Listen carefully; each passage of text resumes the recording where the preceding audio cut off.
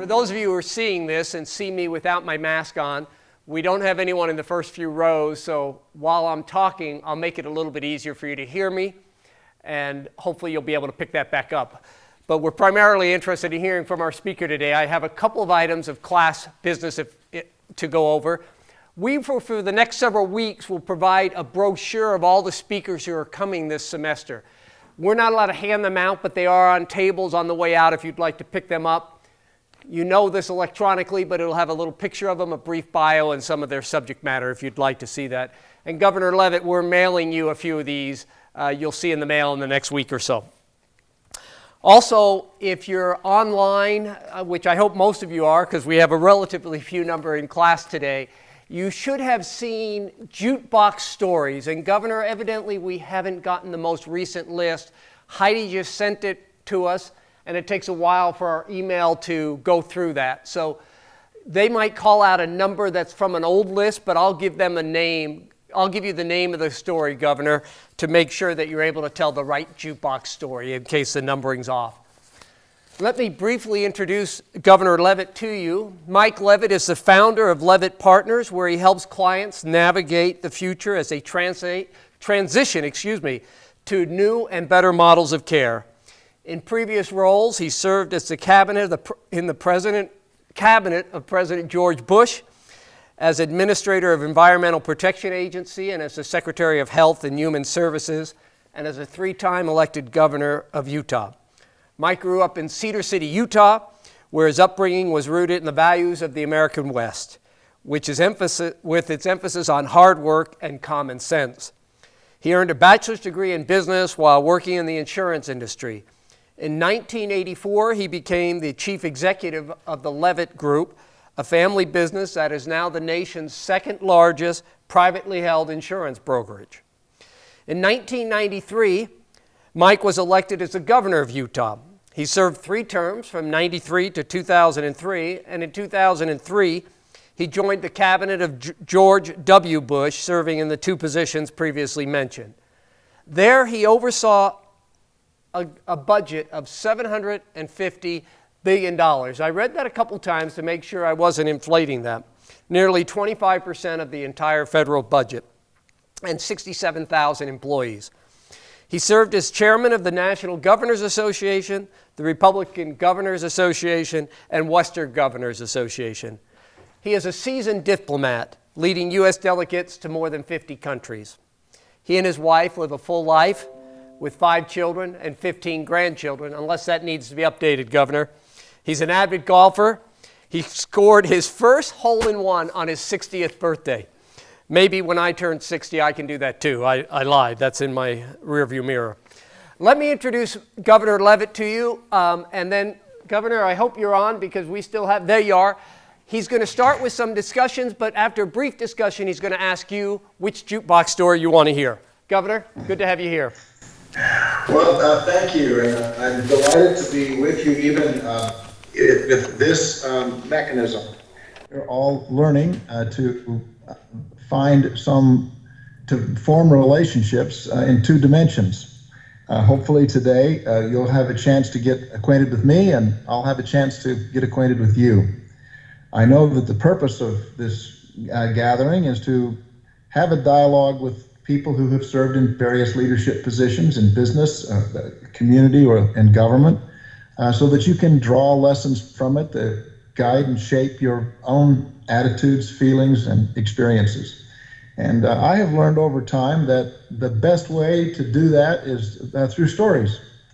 And over the course of time, I've had a few experiences, and my hope today is that we could have a kind of informal dialogue about things that I've experienced and that you might be curious about. When I was younger, we didn't have playlists like I do now. When we wanted to listen to music, if we were at a restaurant, there would be a jukebox, which was essentially a device that had records, and you'd punch a number and they would play the record. And in the course of time, I decided to create a story jukebox. And what you will see is a list of stories, a list of topics, a list of things that I have learned from, and today I thought we could start off by just maybe having you choose some of those stories. You pick the number, and I'll tell the story.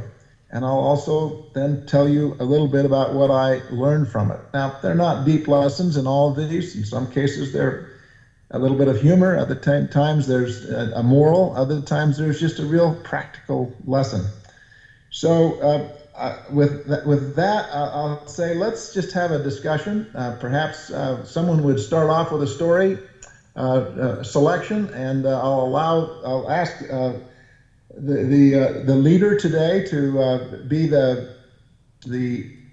in essence the convener and to facilitate between us. So could we pick one story and get started? Donald, this end of this story. First, I heard your number 8, which was predicting the 2015 Nobel Peace Prize when you spoke at BYU a couple of years ago. I listened to that last week in preparation for your coming, so I hope we get to that at some point. But the most requested thus far is so far number 5, There Has to Be a Better Way, the story behind the I-15 reconstruction. Could you start with that one and then follow it up with Weathering Embarrassing Moments, which is number 11 on our sheet? Yes, I can tell both of those stories. So let me give you just a little bit of history. If you were to go back to the mid-90s, you would see a period of time in Utah where growth was happening at a quite remarkable pace. In fact, it was substantially stronger in terms of the number of people who were moving into the state than are even happening today, which is also a robust time. People live in Utah because they like the atmosphere. They like the ability to do outdoor recreation.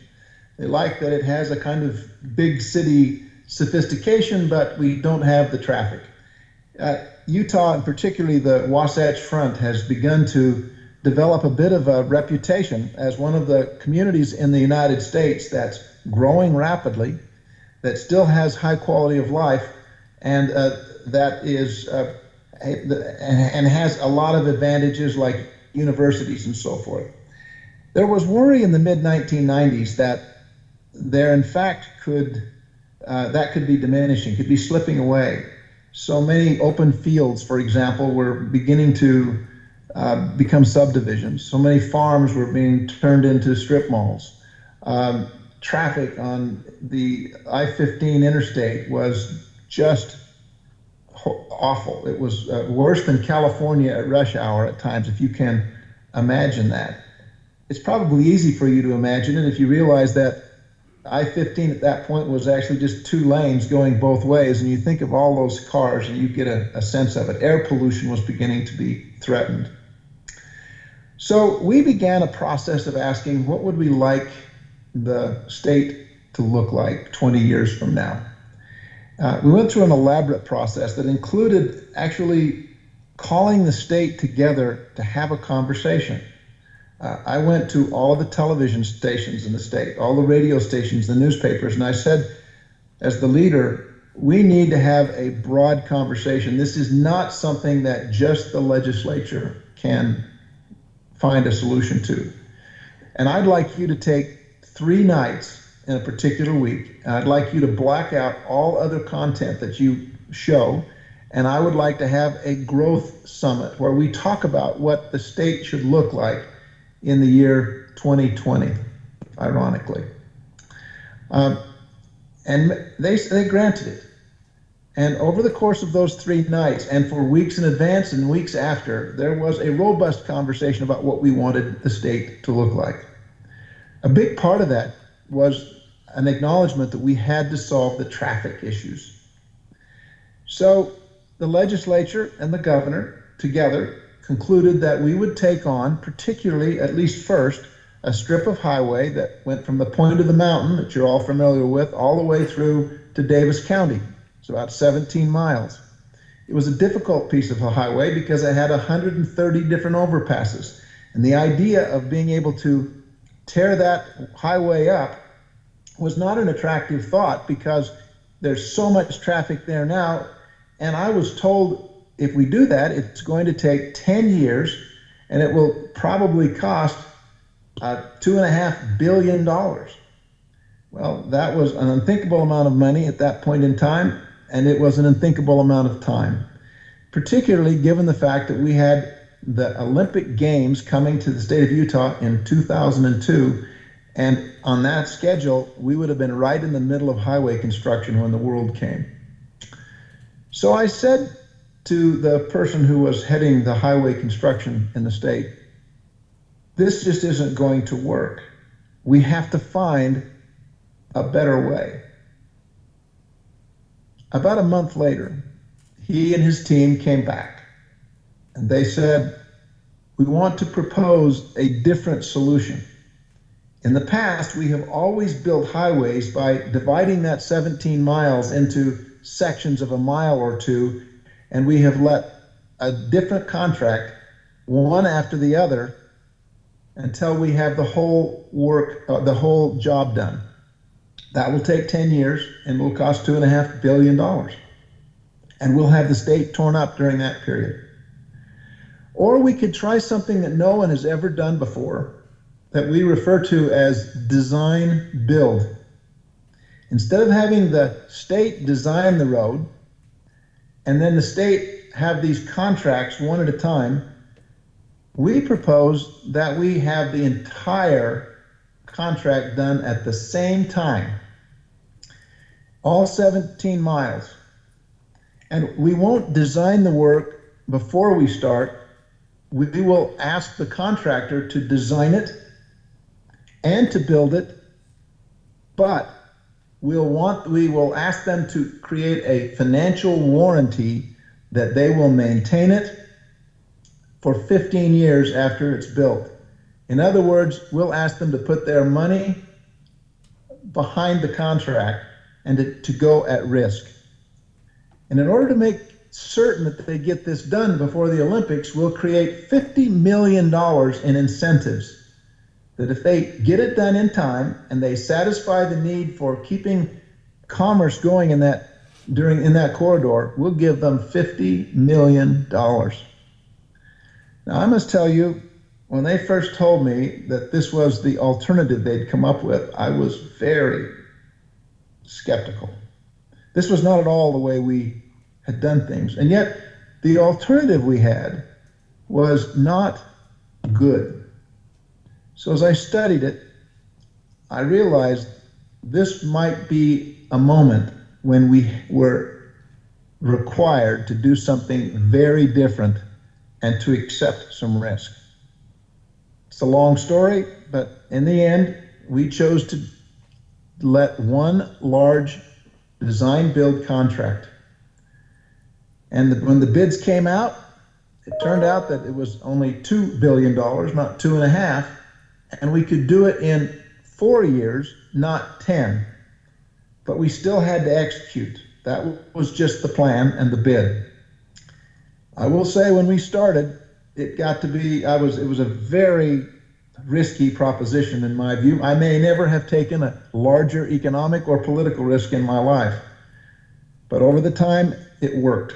And we built the highways in 4 years for $2 billion instead of 10 years and $2.5 billion. And we had the Olympics with brand new roads and our quality of life maintained. Now, what did I learn from that? I learned that sometimes you have to work at solving the problem, and that conventional methods of solving problems just won't do. I also learned that as the leader, it was my responsibility to not only believe, but to be able to persuade others that this was a risk worth taking. It was clear to me when I initiated this that I was taking the largest political risk, and I was up for re-election, and that I'd have the entire freeway torn up, but we did it. And I look back on it as one of the great experiences of the time I was governor. I will tell you that the design build process is now used all over America, all over the world. And it was originated here in that setting.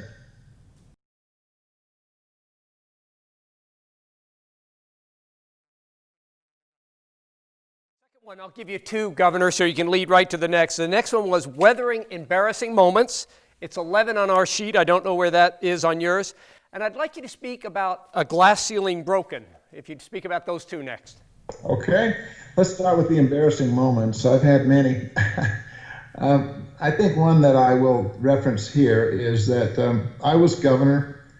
I was attending a conference with all of the other governors, and the leaders of the Congress were going to come and meet with us. And I was asked if I would introduce one of the senators. This one, he was from Idaho. And I was to introduce him. And this was on national television. The senator's name was Larry Craig. And I had known him for many years, but I thought I don't want to use his bio or just say what everybody else says. I think what I'll do is ask if I can get some stories about him that will be interesting. So my colleagues, my staff, worked with his staff, and they developed 3 stories. The first one was a story about the fact that Senator Craig was one of 3 senators who had a singing group, and they called themselves the Singing Senators. And the idea was that, and the punchline on that one was, I've heard them, and they need to keep their day job. The second story was how much he enjoyed working with pigs, and that he and another senator had enjoyed talking a lot about pigs. And the third was a story about the fact that when he had been married, he was, a friend of his had given him a goat, and that he had asked the friend to keep the goat for a while, and so he put a sign on his yard and put the goat out there that says, "I got Senator Larry Craig's goat." Well, I thought that was a clever story. So the moment came, and I was to introduce him, and I told the story about the singing senators. I told the story about the pigs, and I couldn't quite remember the first line of the third story, but I remembered it was about an animal. And so I said, speaking of animals, thinking of the pig and the goat, and then I looked down at my paper to read the first line of the story, which was, Senator Craig married his wife. And so it sounded like, speaking of animals, Senator Craig married his wife, and I named her. Well, there was this very slow, kind of thunderous laughter that began to roll across the room. And it was like doing the wave back and forth, and there was just nowhere to hide. I had said a very foolish thing, and it was finally I just had to accept the fact that I had said it and said, "You can't make this up," and I went on to introduce him. Well, I felt as though the eyes of the world were on me, and indeed they were. It was on national television.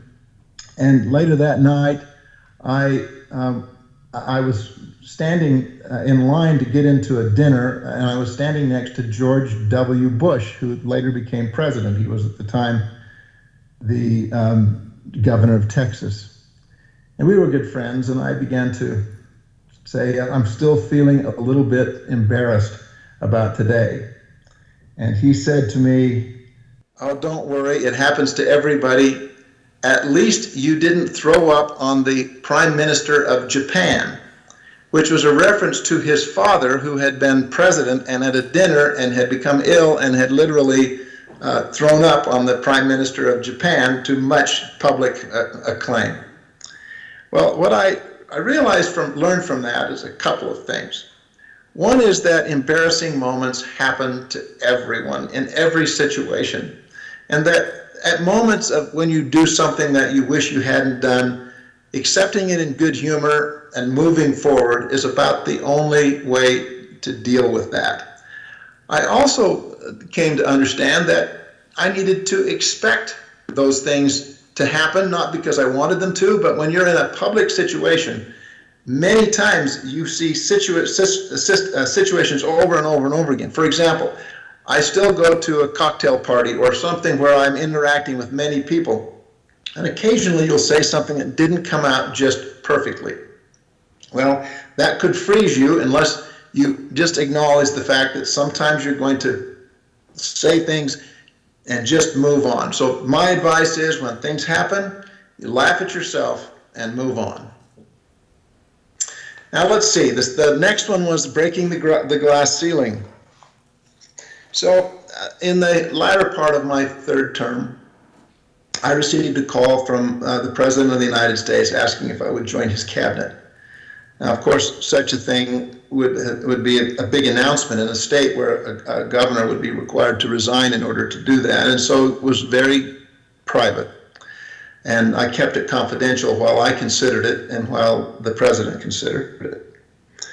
When the decision was made, I had been serving for nearly more than 11 years with a lieutenant governor, whose name it was Olene Walker. Lieutenant Governor Walker was the first female lieutenant governor, and I was proud that I could be part of that. But I knew that if I were to accept and go to the cabinet, that part of that would be that we would have Utah's first female governor. And after a cabinet meeting one day, I asked the Lieutenant Governor, Olene Walker, if she would join me privately in an office that I had behind my ceremonial office. And at that point I said to her, Olene, I have something to tell you, and it is that I'm going to be resigning as governor, and that you will become the next governor, and you need to begin to prepare yourself. Well, that was totally a surprise to her, but she was very composed, and I said, you need to be ready. And she said, I will be ready. She was one of the greatest Utahn, I think, in history.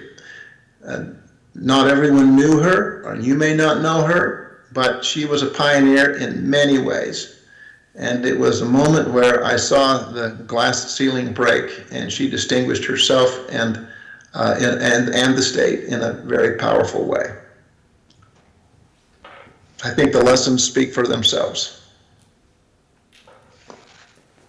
Okay, Governor, I'm going to tee you up with two again.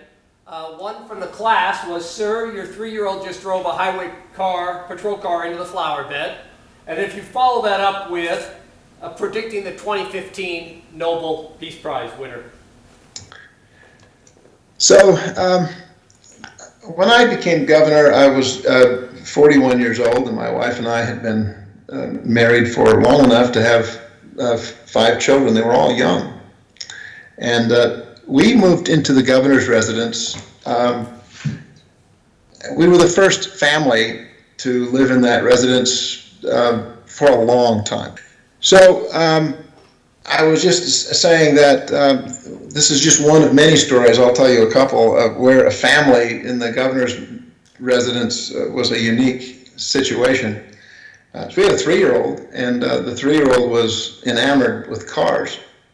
And he turned up missing, and no one could find him. And suddenly there was a sort of jolting thunder, and we realized that a car had just rolled down the driveway and into the flower beds of the governor's residence, and behind it was a 3-year-old who had found his way out to the patrol car, had been able to turn the key and take it out of gear, and rolled all the way to the governor's, within a foot or two of the governor's residence. And so both we and the governor's residence lucked out on that day. This was not the usual business there.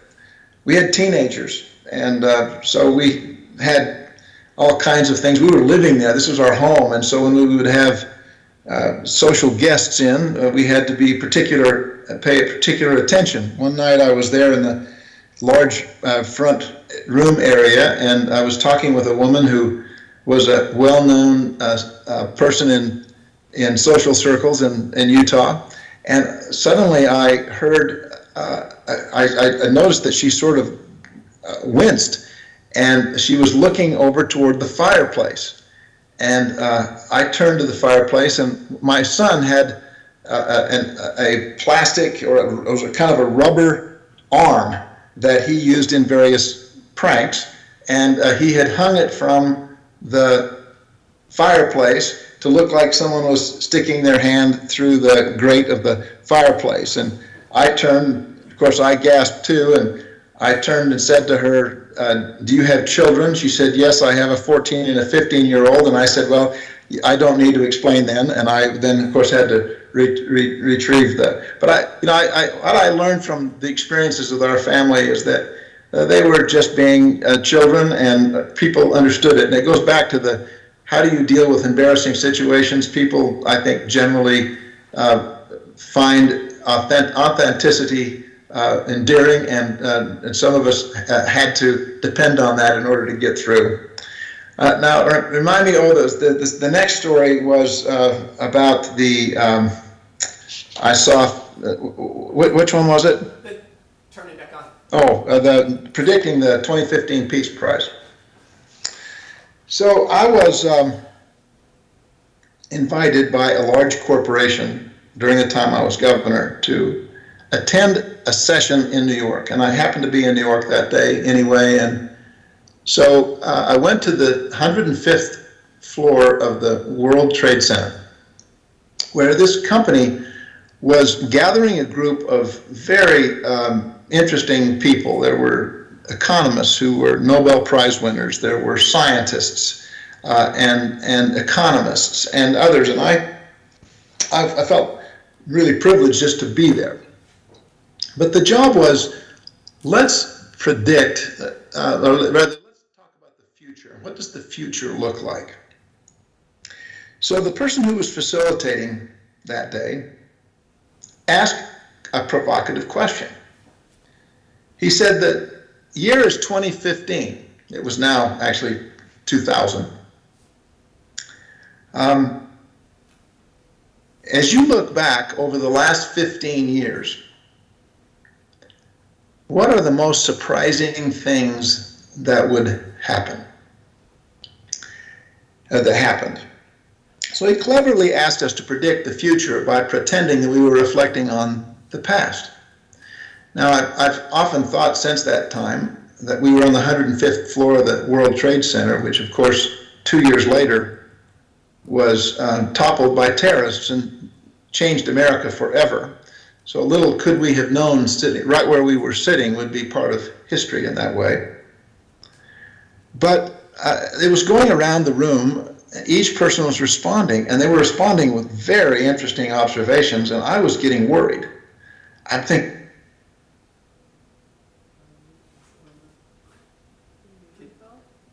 Turn me on. Governor, you might have hit mute. We've lost you. I did not, but am I back now? Yep, you're back. And so I'm not sure where that happened, but I will say that we were on the 105th floor of the World Trade Center, and people were being asked to reflect on what the most surprising thing would be in the next 15 years. And so as it's going around the table, and people are saying these very interesting things about digitization, about the change in currencies, about the worries they had about the climate and so forth. I was at one of those moments where I thought, I want to say something relevant here. What is it? And in a moment like that, sometimes you think, like, maybe the best thing I can do is sort of distract the conversation, and they will realize that won't judge me. So I said this, the biggest surprise will be who won the Nobel Peace Prize in 2015. And the biggest surprise won't be who it is. It will be that it was not won by an economist. This was the Nobel Prize in Economics. It'll be won by a sociologist who will espouse an economic theory called the economics of goodness. Now, the economics of goodness will be a theory that says that every location in the world has a single asset that, if they use it well, can produce wealth. Most communities have some asset that they can look at. They can be weather, it could be a seaport, it could be, but this particular theory depends on the fact that everyone has the opportunity to do the right thing voluntarily, and that any community that does the right thing voluntarily will generate wealth in a way that others do not. And let me use an example. If we could voluntarily eliminate drugs and drug abuse, imagine the powerful economic stimulus that would be. All of the money that goes into incarcerating people could go into research. All of the distraction that comes from absenteeism, from broken families, from having to care for the ills of society could go into something productive. Well, I'm interrupted at that point by an economist who said, wait a minute, are you trying to make some kind of a religious argument here? And this, suddenly, I found myself in the middle of a controversy where people began to challenge my thought and to challenge whether or not there really was economic value to doing the right thing. There was another well-regarded economist named Art Laffer who essentially pounded the table and said, stop, I am an atheist, and this is not a religious argument. This is an economic argument based on the fact that there are consequences for what people do and that there's a clear way to quantify that. Maybe the first time in my life where I said amen to an atheist, but he sort of saved me. Well, I was amazed at the controversy that it had created. But over time, I came to believe more and more that that economic theory was right, whether it would ever win the Nobel Prize. Well, a few years ago, 2015, I got a letter from someone who had heard me tell that story. They said, it's 2015, who won the Nobel Prize? And they referred to the speech that I'd given. Well, I went to find it. It was an economist from Princeton named Angus Deaton, who famously created an economic theory that in essence was not called the economics of goodness, but in fact it did begin to talk about the behavior of people and how it was driving economic growth or hardship. Now, I don't pretend to have any, that was anything other than a coincidence, but I do think it's a sound principle. And it's something that I have come to believe is not just true in communities. I think it's true for people. That people who tell the truth in the long run do better than people who don't. People who work hard do better than slackers. There's inequities, there's unfairness, sometimes it doesn't play out exactly that way, but in the long run, that's true, and I still believe that it is. It's been my experience that that's true. Should we go to another story? Yes, but Governor, I want you to know we're learning already about honesty and truth from what you said. Someone sent me a private message. I accidentally muted the governor to talk to my wife. I did not realize it would mute for everyone. I'm so sorry. I replied back to him or her. I will not tell you who it was. Maybe the only time in your life that you'll have the power to mute the governor. He replied back, oops, it's a he. Ha ha, that's a good way to look at it. Talk about embarrassing moments. So one of your fellow students had an embarrassing moment. Evidently on Teams, you have the power to mute everyone, so we ask you to be careful with that. Governor, I'd like you to tell, and other students have said this too, I'm very interested in Count My Vote. I'm a locally elected officer. I serve on the city council in Orem, Governor. I'm a fan of Count My Vote. I'd like you to talk about that. And then I'd also like, having recently read this year Decision Points, I'd like you to talk about George Bush, life as a former president. Well, let me talk a bit about the initiative known as Count My Vote. I am a product of the Utah election system. I ran for governor in 3 times, and I was elected in a system that allowed for parties to organize caucuses and to elect delegates and go to a convention where those who are at the convention have the power to eliminate candidates by having another candidate get more than 60%. I began to observe that that system was in many ways discriminatory. It discriminated against people who could not go to a party caucus on one given night, on one given day, or on a particular day, and if they weren't there, their voice was not heard. And I also saw that it meant that in both parties, the parties were moving further and further from what I'll call the productive middle. They were becoming more and more extreme in both cases, because the positions that were being taken by the parties were not consistent with what was felt by the broad population.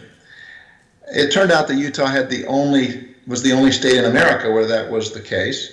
And so I and a number of other people who had observed this approached the political parties and said, we think it would be better if we could change the system to where it required more than 60% to eliminate all the other candidates. And the parties declined to do that. It seems that they liked having the ability to eliminate candidates who did not meet their ideologic preferences. Now, I'll also say that over time I have respect for political parties, but people's attitudes toward political parties have changed. The way we interact on information has changed.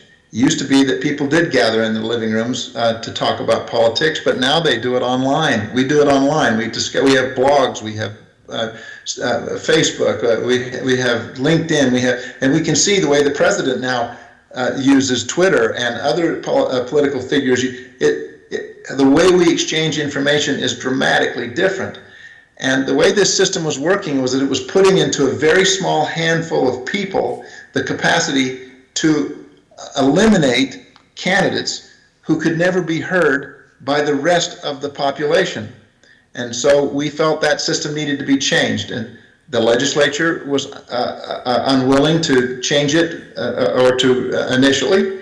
And so we concluded to create an initiative, a citizens initiative to change it. Ultimately, that resulted in a law passing called SB 54, which essentially said a candidate could get on the primary ballot by getting a very high number of people in the party to sign a petition.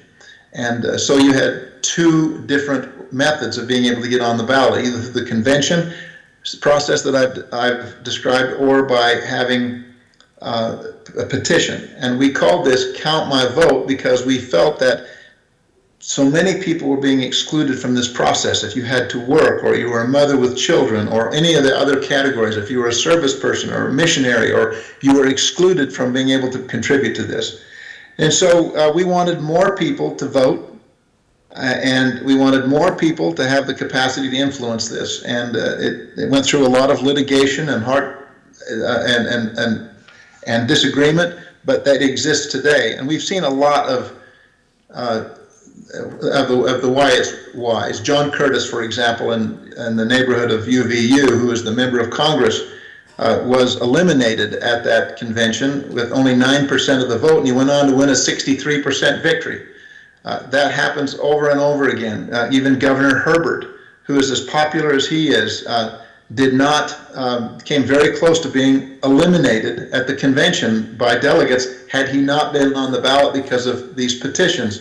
And these are just example at Mitt Romney, example after example where people could have been eliminated at the convention and no one in the broad public had a chance to vote for them. So it's been a long change is hard. It should be, and in this case, the change has been made, and that's the law now. And so people do have an opportunity to vote, and I hope all of you will, because it's a treasured and important right and obligation of citizenship. Now, you said a second one, and I've been so wrapped up in this one, I forgot that one. No problem. I told you I'd recently read Decision Points. I'd love you to talk about life as a former president, your conversation with George Bush. So I've alluded already to the fact that I was governor with George W. Bush. I knew him before he was governor. I helped get him elected by campaigning for him while I was the chairman of the Republican governors.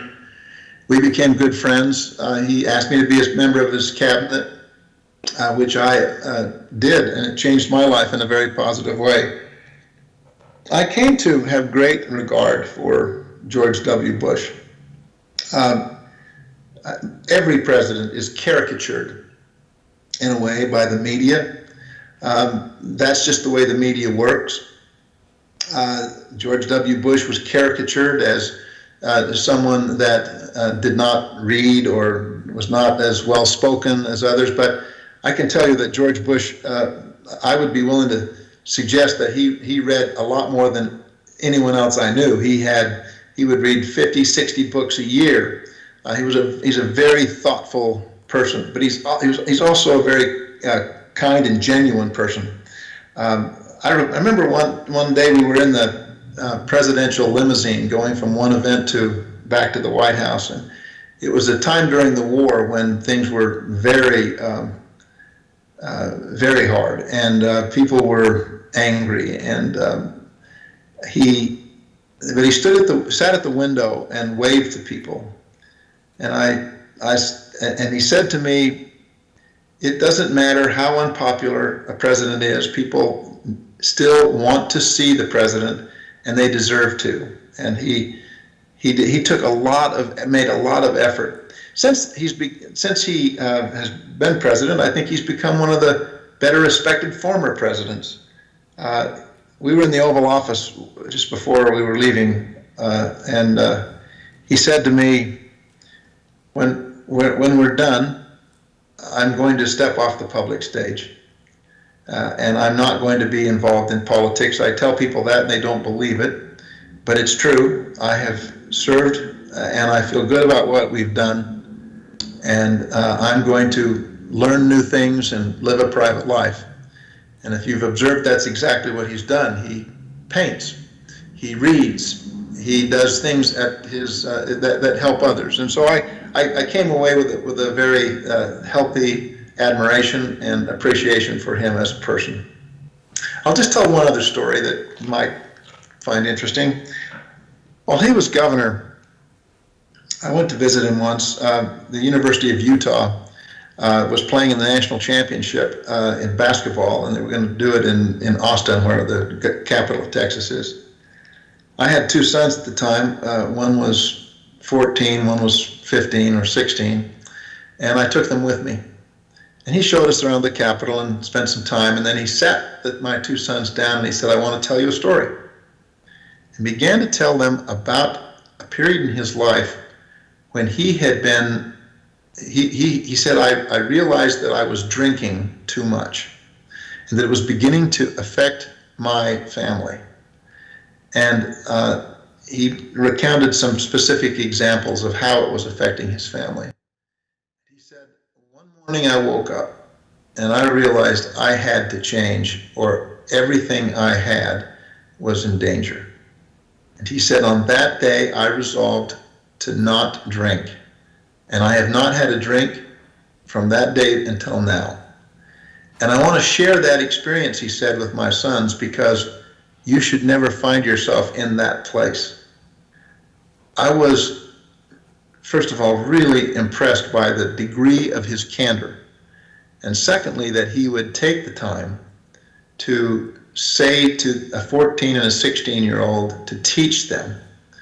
I had many experiences with George W. Bush that were similar to that, and it's part of why I admire and like him as a friend as much as I do. Well, Governor, I think this will be the last one because we have 5 minutes left. Most of our insights into the White House come from watching Designated Survivor, West Wing, or Madam Secretary, so we have a limited view. You spent some time. Would you tell us a little bit about the White House, and we'll look forward to hearing this as your final concluding remark, Governor. Well, the White House is, of course, a symbol of American government, but it's also a working office. The president resides there, as do the president's most centrally, those most central to the organization of the executive branch of government. It's a bit like, I compare it to an airplane control or an airport control tower, because at any given moment around the world there are hundreds of issues. Think of those as airplanes circling an airport, all of whom believe that they have an emergency and they need to land right now. The White House is a bit like that, in that everyone wants the attention of the president to resolve their issue. And so working at the White House is mostly about being able to take all of those different issues, to sort through them, and to determine which of those truly do require presidential action and in what order. And there's a long-standing tradition as to how that office works. I won't go through the details because of the length of time, but to say it's not easy for that office to be managed well without that kind of a formal process. And it involves delegation, where a lot of other people that the president trusts spend time trying to find either the weakness of proposals or alternatives that will serve best. And a lot of the decisions are made using presidential power that the president, his or herself, do not touch.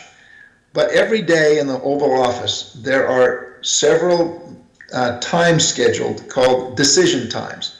And at those moments, the president sits in his chair, the vice president sits next to him, and those involved in the issue come in for a decision time.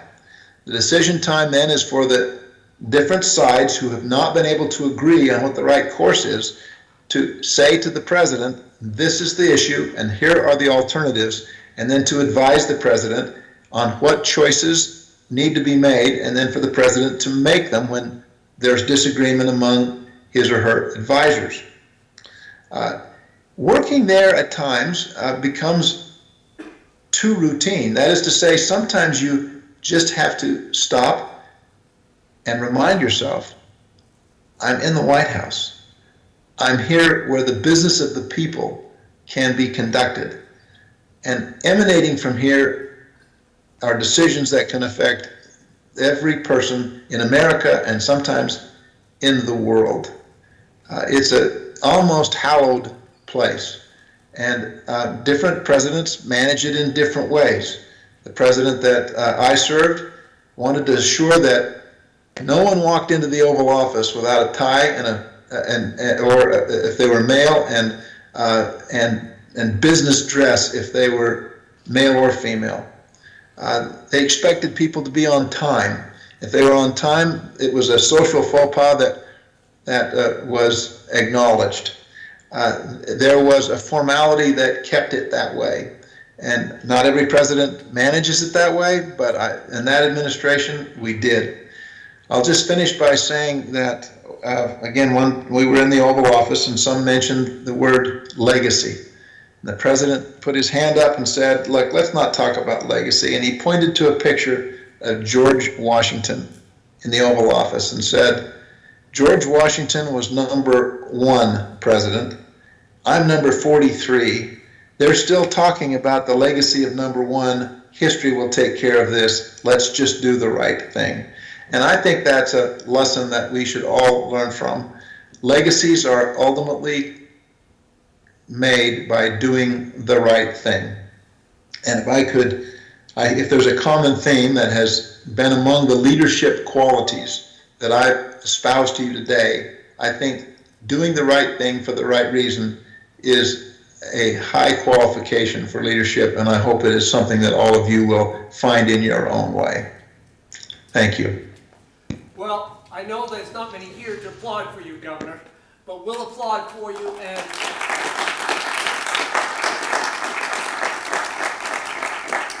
I think we're all personally committed to trying to do the right thing. Thank you for joining us in a unique way, Governor. Thank you for being with us. We weren't shortchanged at all. And for the class, we'll see you next week. Thank you, Governor.